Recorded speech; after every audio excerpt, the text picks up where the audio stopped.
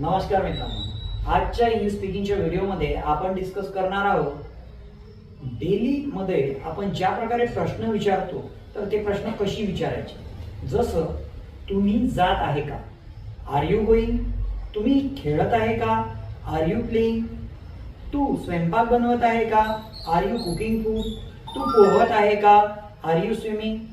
यामध्ये आपण प्रेझेंट मध्ये समोरच्याला कोणतीही क्रिया करत आहे का अशा प्रकारे विचारू शकतो। जर आपल्याला म्हणायचं असेल तू कोणती गोष्ट करत होता का, कोणतीही ऍक्टिव्हिटी तू करत होता का, तर प्रश्न कशाने विचारायचा, वर यू गोइंग, तू जात होता का, were you playing football yesterday, तू काल फुटबॉल खेळत होता का, वर यू स्टडींग, तू अभ्यास करत होता का, वर यू लर्निंग इंग्लिश, तू इंग्रजी शिकत होता का। इथे आपण पास्ट मध्ये कोणती ऍक्टिव्हिटी करत होता का अशा प्रकारे प्रश्न विचारले। आता फ्युचर मध्ये तुम्ही कोणती गोष्ट करणार का किंवा करत असणार का हे जर विचारायचं असेल तर विल यू बी चा वापर करायचा।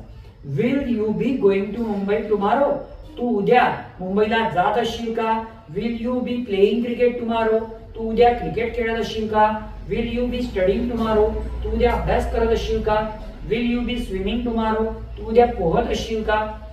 विल यू बी आणि वर्बला आयएनजी, कोणतीही ऍक्टिव्हिटी तू करत असणार का। प्रेझेंट मध्ये आपल्याला प्रश्न विचारायचा आहे समोरच्याला, तर आर यू वर्बला आयएनजी, पास्ट मध्ये प्रश्न विचारायचा आहे वर यू वर्बला आयएनजी, आणि फ्युचर मध्ये प्रश्न विचारायचा आहे विल यू बी वर्बला आयएनजी। तुम्हाला सुद्धा इंग्रजीमध्ये फ्लुएंट, करिस्मॅटिक आणि कॉन्फिडेंटली बोलायचं असेल तर अशाच प्रकारचे व्हिडिओ बघत राहा। आपल्या चॅनलला लाईक करा, सबस्क्राईब करा आणि तुमच्या मित्रांना शेअर करा। जर कंटेंट आवडलं असेल तर आपल्या व्हिडिओला नक्की शेअर करा। Thanks for watching this video.